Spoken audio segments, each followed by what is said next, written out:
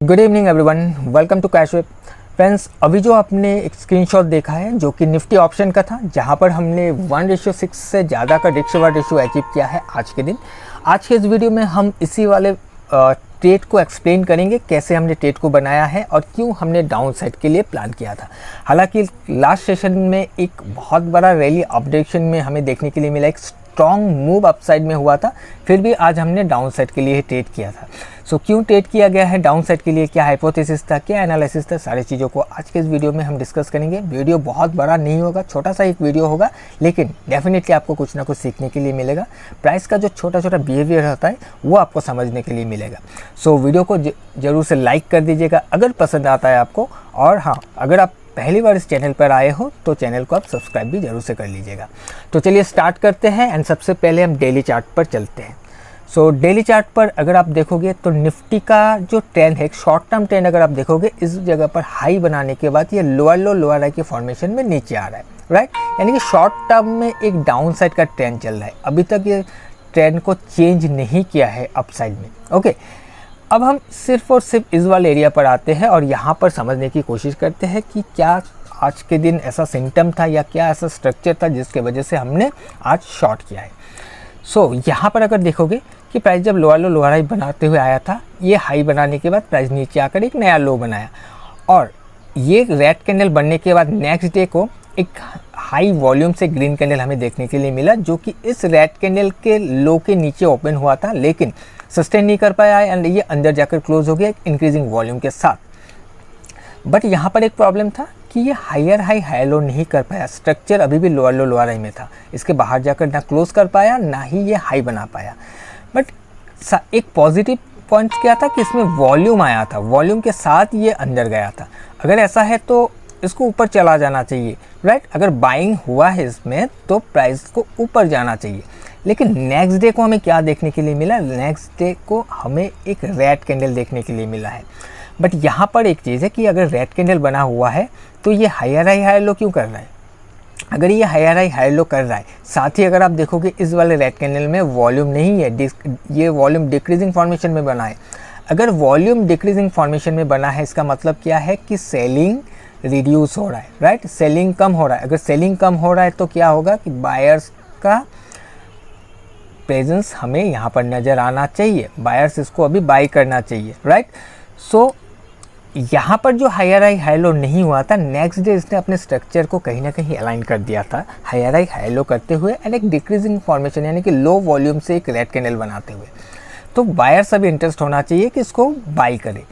Next day को हमें वही देखने के लिए मिला है, लेकिन एक गैप डाउन के साथ। जब प्राइस गैप डाउन ओपन हुआ और वही बायर्स बाई करने के लिए इंटरेस्ट है, क्योंकि इसी वाले दिन पर हमें समझ में आ गया था कि लो लेवल पर बायर्स है।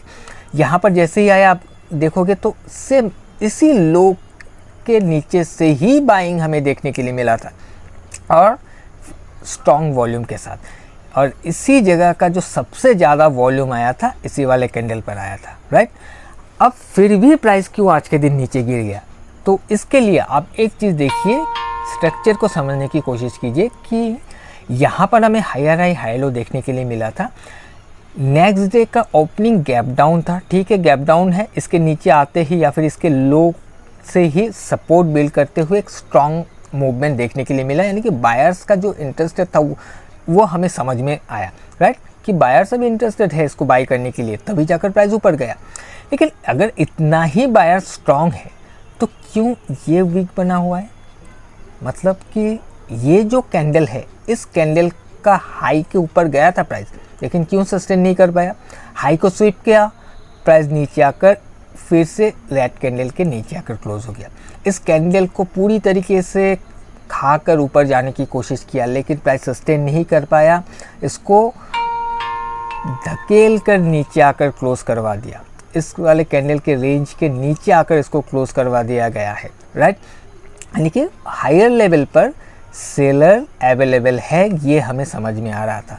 और अगर ऐसा है तो ये जो कैंडल है, मैं अगर इस वाले कैंडल को ड्रॉ करूं तो आपको देखने के लिए मिलेगा कि इस कैंडल का जो लो है, इस लो के नीचे आकर प्राइस ने क्लोजिंग दिया हुआ है, राइट। तो ये कैंडल काफ़ी इंपॉर्टेंट रोल प्ले कर सकता है, क्योंकि ना ही इसके ऊपर सस्टेन कर पाया ना ही इसके अंदर सस्टेन कर पाया कि प्राइस जब अभी क्या होगा कि प्राइस जब तक कि इस वाले कैंडल को ब्रेक करके ऊपर नहीं जाएगा, स्ट्रेंथ नहीं आएगा, या फिर इस कैंडल के अंदर जाकर सपोर्ट बिल्ड नहीं करेगा, तब तक स्ट्रेंथ नहीं आएगा।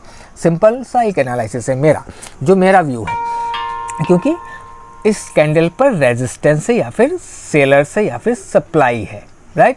सो आज के दिन क्या हुआ, आज प्राइस ओपन होते ही देखिए इसी को हिट करके ही गिरा है।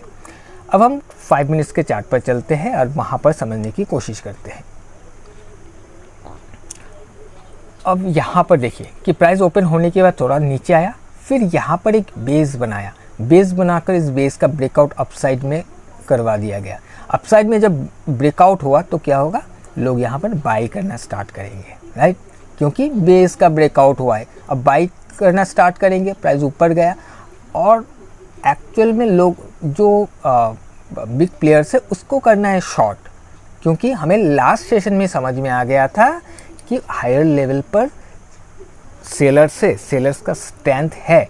और साथ ही अगर आप देखोगे कल का जो भी इंटरडे का स्ट्रक्चर था कुछ ऐसा था, और आज इसने क्या किया, प्राइस ऐसे करके आके इस वाले लो को भी ब्रेक कर दिया था।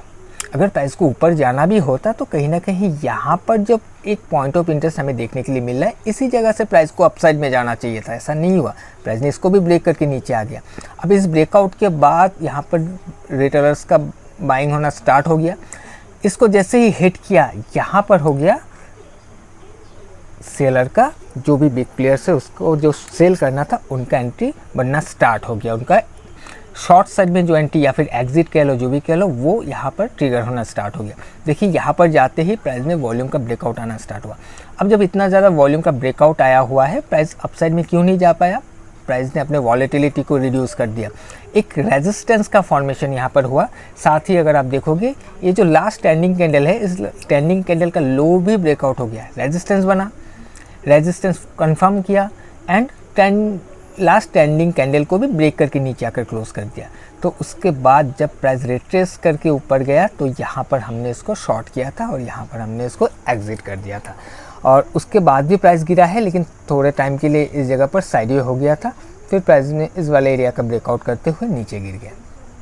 राइट, सो आई होप कि आपको समझ में आया होगा कि कैसे हमने इस वाले ट्रेड को बनाया है, क्यों हमने शॉर्ट के लिए देखा था, क्यों, क्या हमारा एनालिसिस था आज के दिन में। कोई भी कन्फ्यूजन है तो मुझे कमेंट करके ज़रूर से बताइएगा, मैं कोशिश करूँगा कि आपको आपके सवाल का जवाब देने के लिए। बाकी वीडियो कैसा लगा वो भी कमेंट करके बता सकते हो, और पसंद आया तो वीडियो को ज़रूर से लाइक कर दीजिएगा। एंड हाँ, ये जो भी चीज़ें मैं आपको बता रहा हूँ, छोटा छोटा जो भी स्ट्रक्चर बन रहा है, इसको आप मार्केट में ढूंढने की कोशिश करो, तभी जाकर आपको समझ में आएगा कि प्राइस कैसे काम करता है। सिर्फ हायर हाई हायर लो, या फिर कोई ट्रेंड लाइन लगा लिया, या फिर कोई भी एक जोन मार्क कर लिया, या फिर कोई भी ऐसा लेवल जहाँ पर बार बार टच कर रहा है तो एक सपोर्ट मानकर वहाँ पर आते ही बाई कर लिया, या बार बार टच कर रहा है उसको रेजिस्टेंस मानकर ही सेल कर दिया। ऐसा करते हुए जाओगे तो वहाँ पर आपका स्टॉप लॉस हिट होता ही रहेगा। राइट, सबसे पहले प्राइस के बिहेवियर को समझो, सबसे पहले ये समझने की कोशिश करो जो चीज़ आप में आपको दिख रहा है, जो स्ट्रक्चर दिख रहा है, क्या वो स्ट्रॉन्ग है, क्या वो वीक है, क्या वो स्ट्रॉन्ग होने की कोशिश किया था लेकिन हो नहीं पाया, या फिर क्या वो वीक होने की कोशिश किया था वो हो नहीं पाया। इन सारे चीज़ों को समझने की कोशिश कीजिए, तभी जाकर आप एक डायरेक्शन को पकड़ पाओगे कि क्या होना चाहिए, एक हाइपोथेसिस को आप बिल्ड कर पाओगे। राइट, सो एनीवे, तो आज के लिए इतना ही। हम मिलेंगे किसी और एक नए वीडियो में। Till then, bye bye.